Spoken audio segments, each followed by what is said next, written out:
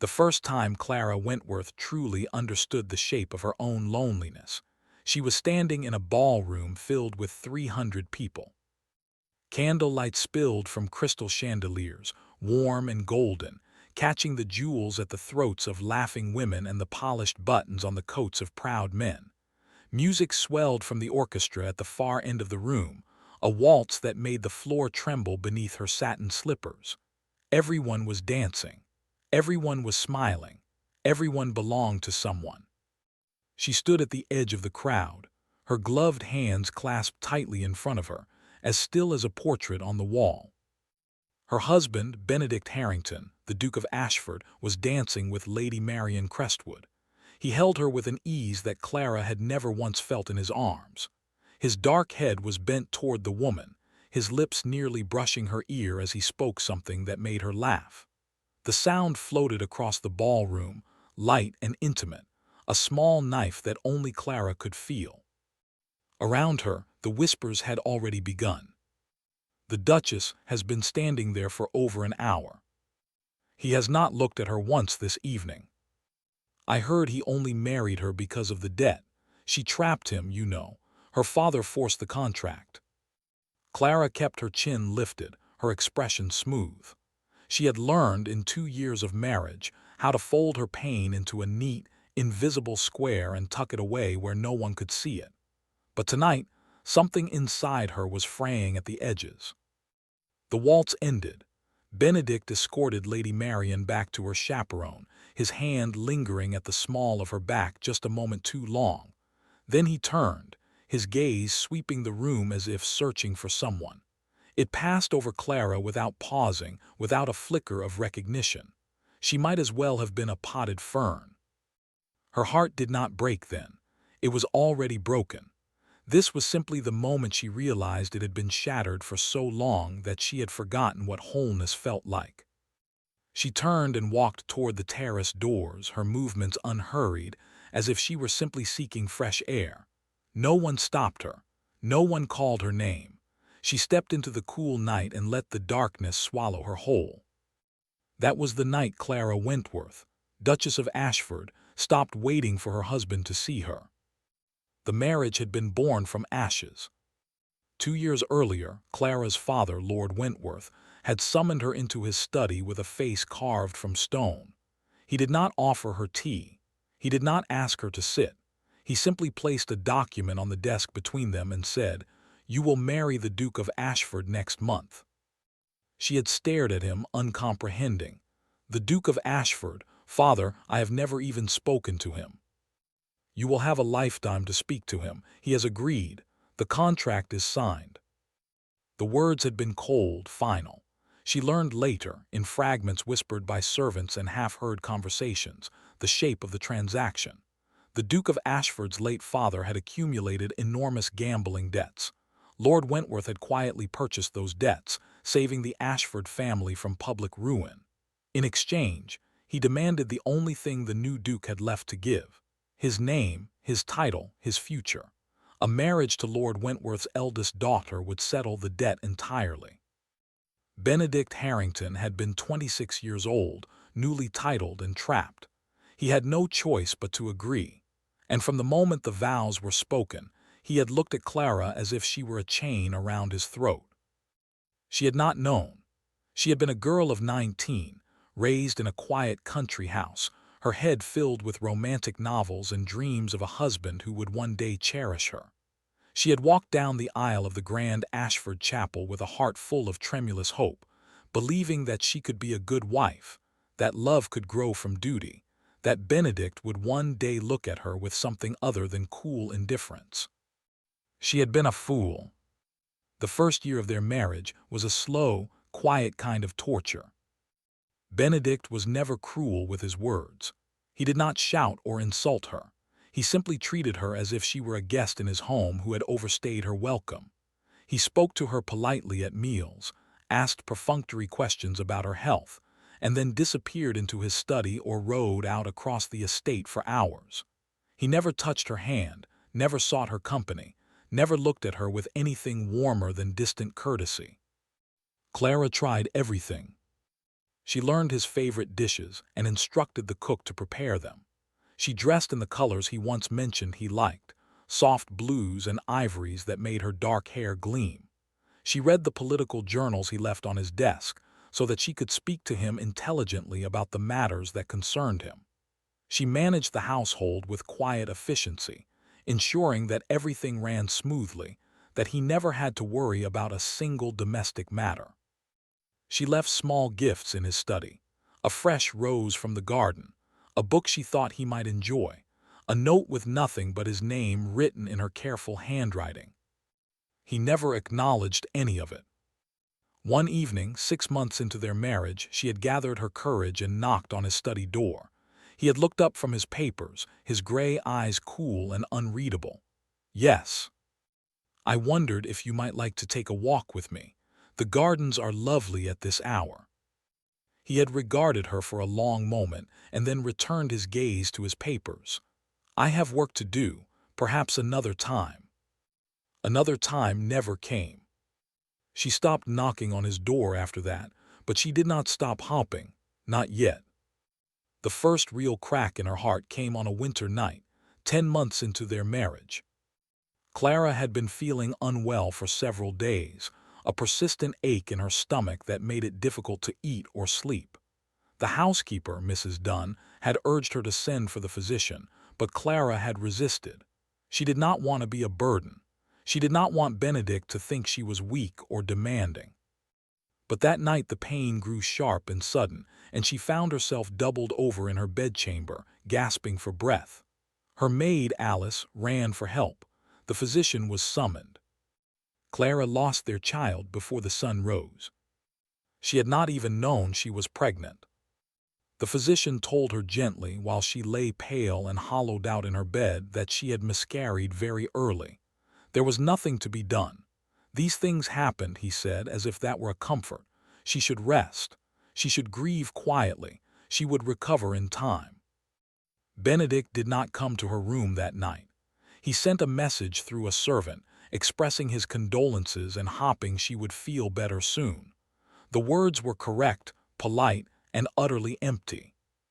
Clara lay in the dark, staring at the canopy above her bed, and felt something inside her crack and splinter. She had lost a child she never knew she carried, a child who might have had her eyes or his smile, a child who might have been loved, and her husband could not even climb a flight of stairs to see her. That was the night she began to let go. She did not stop caring all at once. It was a slow erosion like water wearing away stone. Over the weeks and months that followed, she withdrew into herself. She smiled less. She spoke less. She stopped leaving roses in his study. She stopped waiting for him in the drawing room after dinner, hoping he might sit with her for a while. She stopped searching for his face in a crowd because he was never looking for hers. Instead, she began to look outward. Ashford Park was a vast estate, encompassing not only the grand manor house but also several villages, farmland, and a small market town. Clara had always been aware of the tenants and villagers, but she had never truly seen them. Now, with a quiet desperation to feel useful, to feel something other than grief, she began to visit. She walked the lanes and knocked on cottage doors. She sat with elderly widows and listened to their stories. She held the hands of sick children and sent for medicines from the apothecary. She organized a small fund to repair a leaking roof on the village school. She did it all quietly, without fanfare, without telling Benedict. It was not about him anymore. It was about surviving. The villagers began to love her. They called her the kind Duchess and pressed wildflowers into her hands when she walked through the market. Their warmth was a balm on wounds she had stopped expecting anyone else to heal. And at Ashford Park, life continued as it always had. Benedict came and went, attended his political meetings in London, hosted hunting parties for his aristocratic friends, and treated his wife with the same distant, impersonal politeness he had always shown.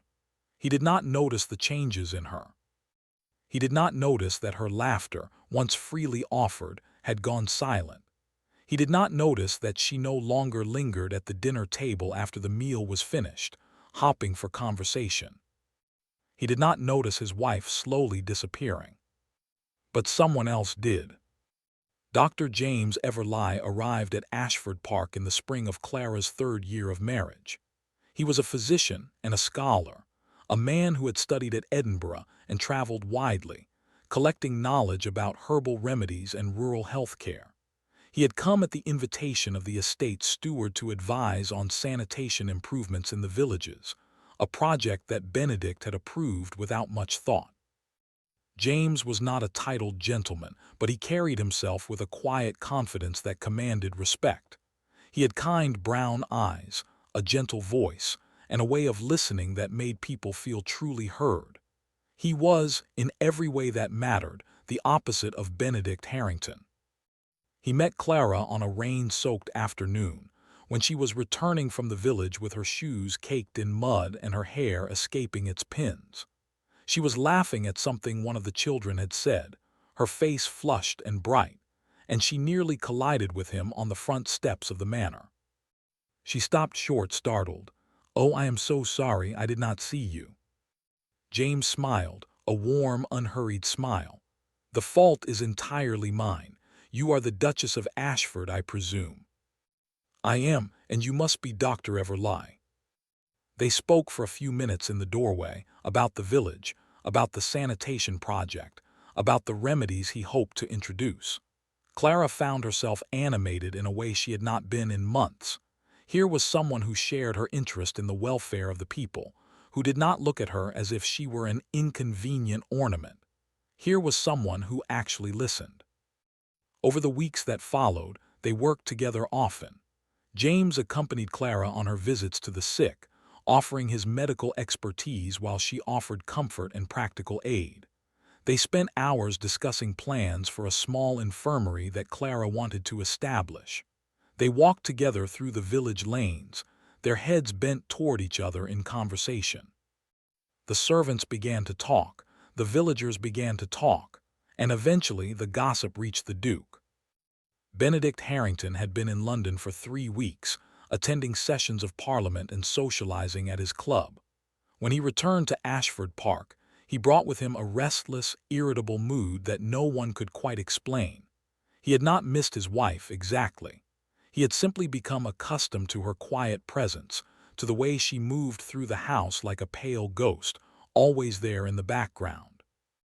Returning to find her absent from the manor, out in the village again according to the butler, unsettled him in a way he did not understand.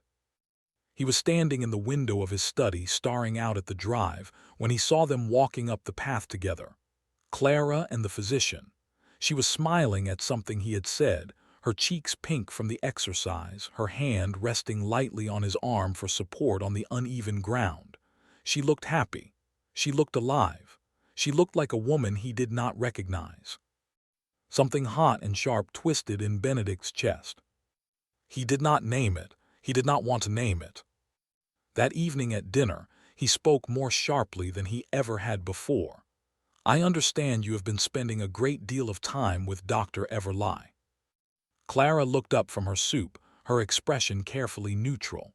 "We have been working on the infirmary plans, and he has been very helpful with the sick tenants. He is a hired physician, not a social companion.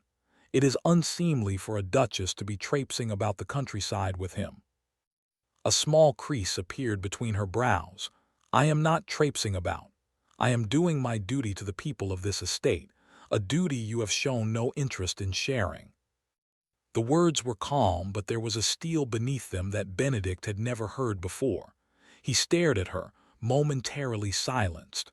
This was not the Clara he knew, the Clara who had once knocked timidly on his study door and asked for a walk in the garden. This woman did not shrink. This woman did not apologize.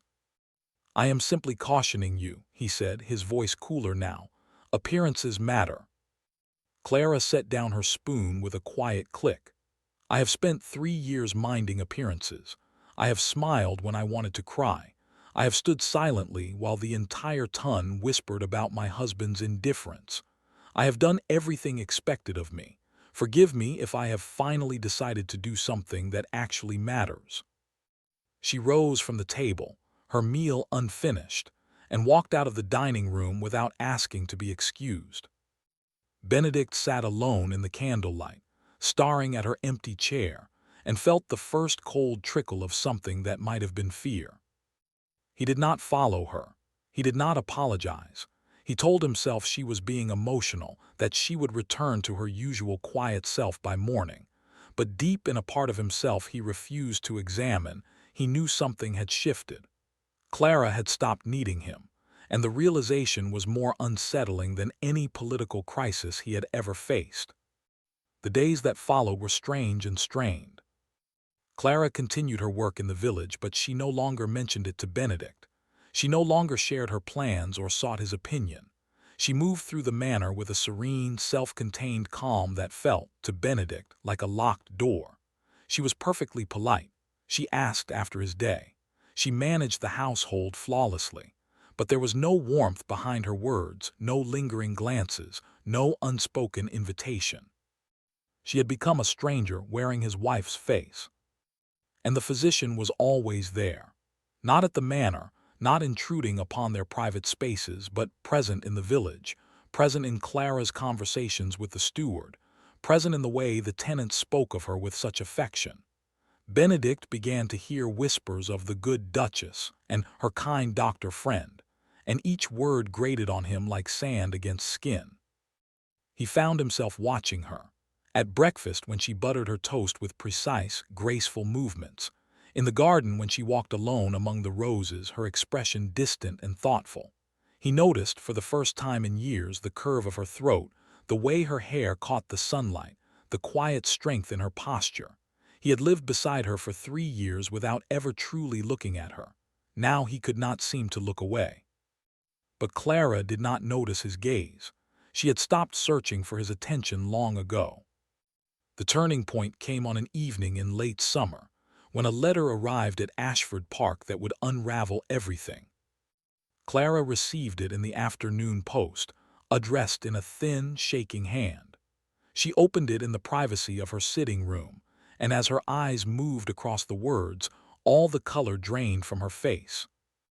The letter was from a woman named Margaret Hale. The name Benedict had once whispered in his sleep, in the early days of their marriage, when Clara still lay awake hoping he might one day turn toward her in the dark. Margaret Hale was the woman he had loved before the debt and the duty and the unwanted bride. She had been sent away by her family when the marriage contract was signed, vanished into obscurity, never mentioned again. But she had not vanished. She was living in a small, damp cottage in Cornwall, alone and ill, with no money for a physician and no one to care for her.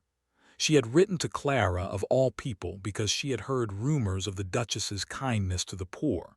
She was desperate, she was dying, and she had no one else to ask. Clara sat with the letter in her lap for a long time. She thought of Benedict. She thought of the years of silence and coldness, of the child she had lost, of the love he had never been able to give her because his heart had belonged to someone else. She could have burned the letter. She could have thrown it away and never thought of Margaret Hale again. No one would have blamed her. Instead, she sent for Dr. Everleigh. Together, they arranged for a carriage to bring Margaret to a small cottage on the edge of the Ashford estate, a clean, warm place where she could be cared for.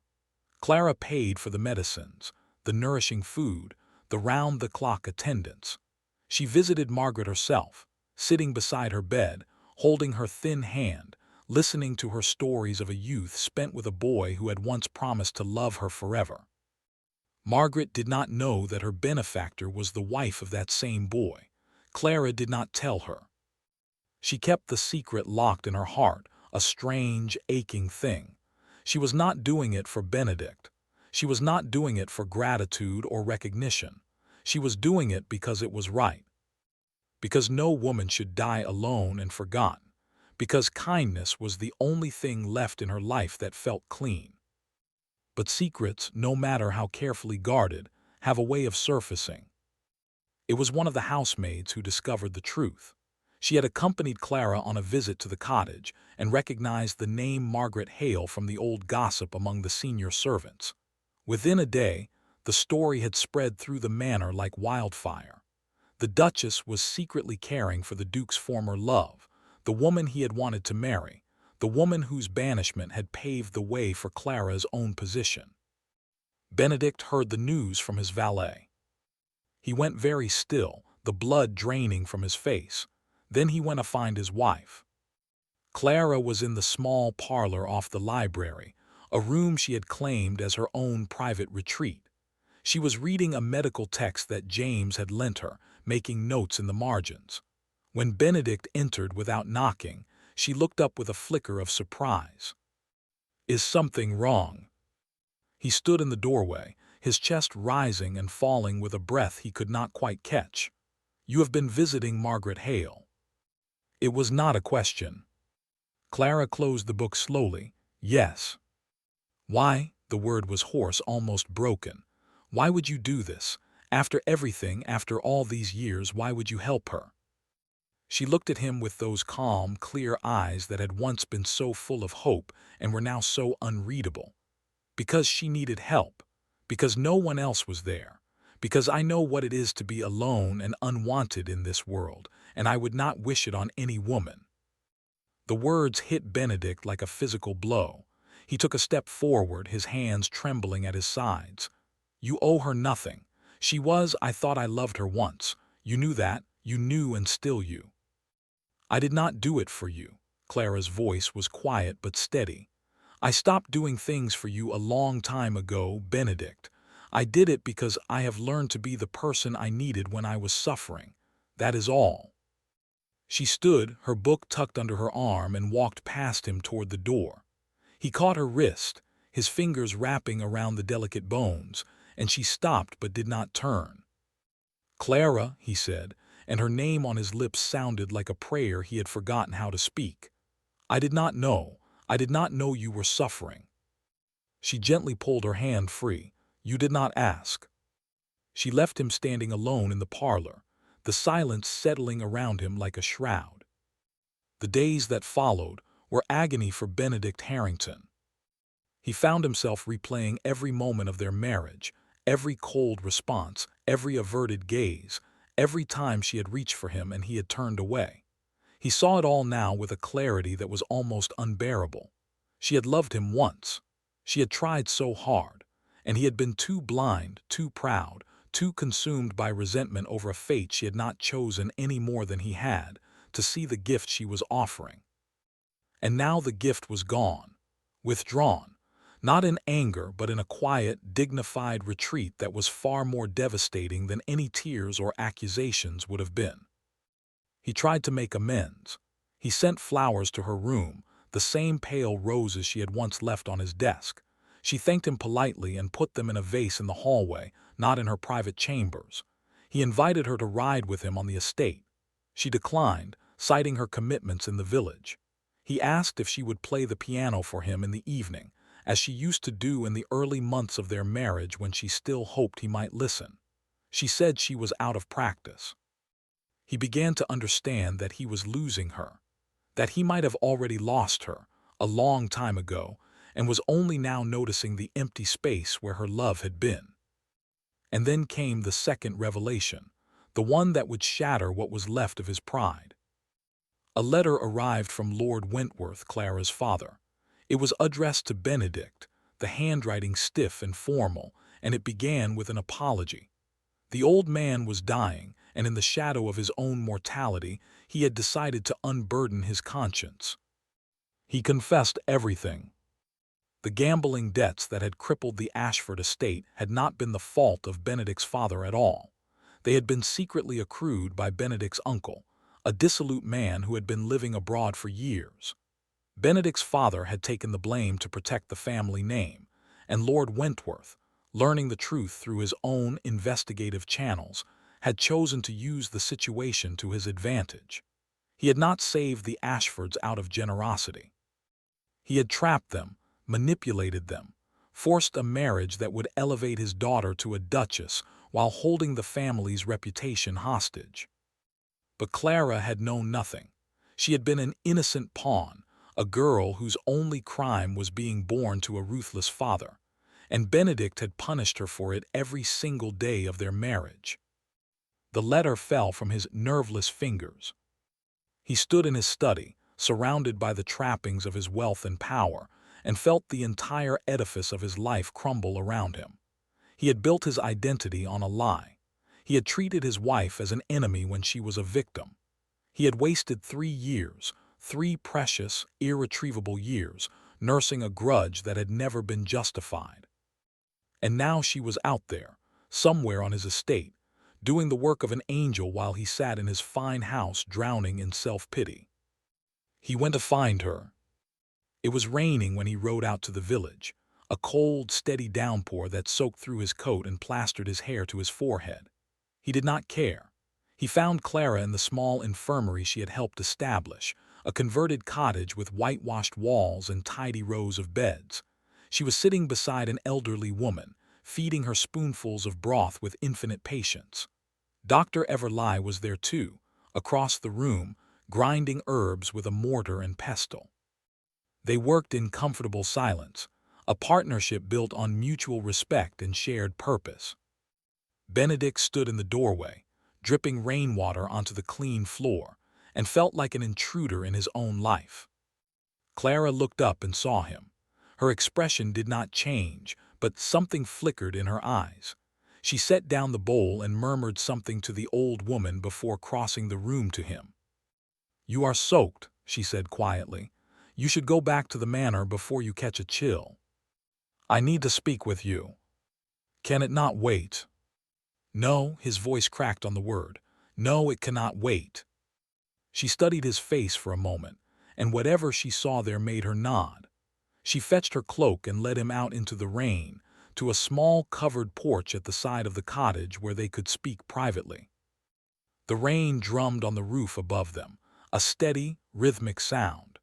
Benedict stood before her, his hands shaking not from the cold but from the weight of everything he needed to say. "Your father wrote to me," he began. "He told me the truth about the debts, about the marriage, about everything." Clara's lips parted slightly, but she said nothing.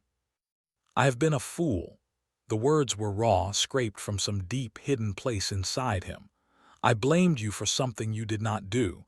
I treated you with coldness and cruelty, and you never once complained, never once reproached me. You just kept trying, and I kept pushing you away." He took a step closer, rain dripping from his hair onto his cheeks like tears. "And then I find out that you have been caring for Margaret, the woman I thought I loved, the woman whose memory I used as a weapon against you. You, who had every right to hate her, have been nursing her back to health with your own hands." "She is not a weapon," Clara said softly. "She is a person." "You are an extraordinary person." His voice broke completely. "And I have been blind, I have been so blind." She looked at him for a long moment, her expression unreadable. Then she said, very quietly, "I stopped waiting for you to see me a long time ago, Benedict. I had to, or I would not have survived." The words were not angry, they were simply true, and that truth cut deeper than any blade.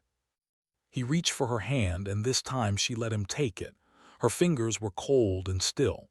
"I know I do not deserve your forgiveness," he said.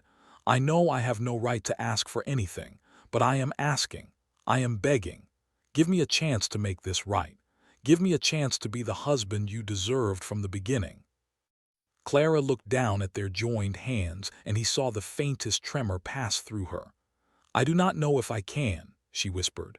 "I have spent so long learning not to need you. I do not know if I remember how to love you." "Then let me teach you," he said. "Let me earn it, day by day, hour by hour. I will wait as long as it takes. I will wait forever." She lifted her eyes to his. And for the first time in 3 years she truly looked at him, not as a distant, untouchable duke, not as the source of her pain, but as a man, broken and desperate, standing in the rain and offering her his shattered heart. "I am afraid," she admitted, her voice barely audible over the rain. "So am I," he said, "but I am more afraid of losing you." He did not kiss her. He did not pull her into his arms. He simply stood there holding her hand, letting the rain fall around them, and waited. The weeks that followed were not easy. Clara did not melt back into his arms overnight. She did not suddenly forget the years of loneliness, the cold, empty bed, the child she had lost without him by her side. Healing was a slow, cautious process, like the mending of a broken bone that had been set wrong and needed to be broken again to heal properly. But Benedict kept his promise. He began to show up, not with grand gestures, but with small, consistent acts of presence. He accompanied her to the village and helped carry firewood to elderly tenants. He sat with her in Margaret's cottage, facing his own past with a humility that surprised them both. He asked her opinion on estate matters and genuinely listened to her answers. He stopped working late in his study, and instead brought his papers to the drawing room so he could be near her while she read. He told her one night by the fire about the guilt he had carried since her miscarriage. "I should have been there," he said, his voice rough with unshed tears. "I should have held your hand. I should have grieved with you. I will never forgive myself for leaving you alone that night." Clara looked into the flames and did not answer for a long time. Then she said, "I thought you did not care. I thought our child meant nothing to you." "I was a coward," he said. "I did not know how to face you. I did not know how to face my own failure." "You were a coward," she agreed, but there was no venom in the word, just a quiet acknowledgement of the truth. He nodded, accepting it. "Yes, I was." The next day, he visited the small, unmarked grave in the family cemetery where the child had been laid to rest. He knelt in the grass and wept, and when he returned to the manor, his eyes were red and his voice was hoarse. Clara saw him, and something in her chest loosened just a little. Dr. James Everleigh left Ashford Park in the autumn, his work completed. Before he went, he sought out Benedict in the library. "Take care of her," James said, his expression serious but not unkind. "She deserves the world, and she has been given very little of it." Benedict met his gaze steadily. "I know, and I intend to spend the rest of my life giving her everything I withheld." James nodded slowly. "Good, because if you don't, I will hear of it, and I am not afraid of dukes." He left with a small smile, and Benedict found that he did not feel jealousy anymore. Only gratitude that someone had been there for Clara when he was not. The confession came on a crisp winter evening, 3 months after the day in the rain. Clara and Benedict were walking through the gardens, the bare branches of the rose bushes silvered with frost. The stars were sharp and bright overhead, and their breath misted in the cold air. They walked in companionable silence, their shoulders close but not quite touching. Then Clara stopped. "I have been thinking," she said, her voice soft in the stillness, "about what you said, about earning my love." Benedict's heart stumbled in his chest, but he forced himself to remain still. "Yes." She turned to face him, her cheeks pink with cold, her eyes luminous. I think I am ready to try, not because I owe you anything, not because you have suffered enough, but because I have watched you these past months and I have seen a man I could love, a man I might have loved all along if things had been different." He could barely breathe. "Clara." "I am not the same woman who knocked on your study door and asked for a walk," she continued. "She is gone. I am stronger now. I know my own worth. If you love me, it must be this me, the one who will not shrink, the one who will not beg." "I love this you," he said, his voice thick. "I love the you who fights for the sick and cares for strangers and hides nothing of her fierce, beautiful heart. I love the you who forgave me when I did not deserve it. I love you, Clara. I have loved you for longer than I knew. I was just too proud and too stupid to recognize it." A tear slipped down her cheek and she did not wipe it away. "I loved you too late," she whispered. "And then I loved you again. I think I have loved you through everything, even when I did not want to."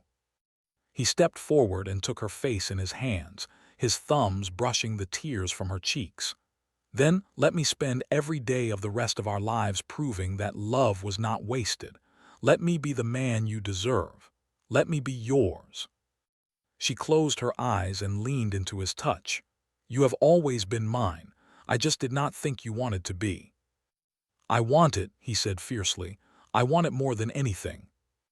He kissed her then, softly, reverently, as if she were made of spun glass. And when she kissed him back, her hands gripping the lapels of his coat, he felt something inside him finally heal. The spring came early that year. Ashford Park bloomed with color, the gardens awash with tulips and daffodils, the air sweet with the scent of new growth. Clara walked the lanes of the village with a lightness in her step that had not been there before, and Benedict walked beside her, his hand often finding hers. The tenants smiled to see them together, the Duke and his Duchess, united at last. Margaret Hale recovered her health in the cottage Clara had provided, and in the summer she left for a new life in Bath, where a distant cousin had offered her a home. She never knew the full truth of her benefactor's identity, but she sent Clara a letter of thanks before she departed, calling her a stranger with the kindest heart. Clara tucked the letter away in her desk, a quiet treasure. On a warm evening in June, Clara stood on the terrace where, years before, she had fled a ballroom full of whispers. The sun was setting, painting the sky in shades of rose and gold. Benedict came up behind her and wrapped his arms around her waist, his chin resting on her shoulder. "What are you thinking about?" he murmured. She leaned back into his embrace, feeling the steady beat of his heart against her spine. "I was thinking about that night, the night I stopped waiting for you." He tensed slightly, but she covered his hands with hers, soothing him. "It is not a sad thought anymore. It was the night I started becoming myself. The night I realized I could survive anything, even a love that did not love me back." He pressed a kiss to her temple. "And now?" "Now," she said, turning in his arms to face him, "I have a love that does. A love that waited until I was strong enough to receive it. A love that saw me, even when I could not see myself." He looked at her with an intensity that stole her breath. "I see you, Clara. I see all of you, and I will never stop looking." She smiled, the full, radiant smile of a woman who had walked through fire and emerged whole on the other side. "Then look, Benedict. Look as long as you like." And he did. He looked at her through the long, golden evenings of that summer, through the crisp autumn harvests and the quiet winters that followed. He looked at her when she laughed with the villagers, when she played the piano in the drawing room, when she slept curled beside him in the bed they now shared every night. He looked at her as if she were the sun, and he a man who had finally stepped out of the shadows. Their healing was not a single moment. It was 1,000 small moments, woven together into a tapestry of trust and tenderness. It was breakfast conversations and shared walks and quiet evenings by the fire. It was the way he learned to listen and she learned to speak. It was the way they both chose, again and again, to be present, to be kind, to be vulnerable. It was, in the end, the story of a woman who stopped waiting for love and a man who finally learned how to give it. And somewhere in the quiet heart of Ashford Park, the roses bloomed year after year, a testament to the truth that even the most neglected gardens can flourish again, if only they are tended with care.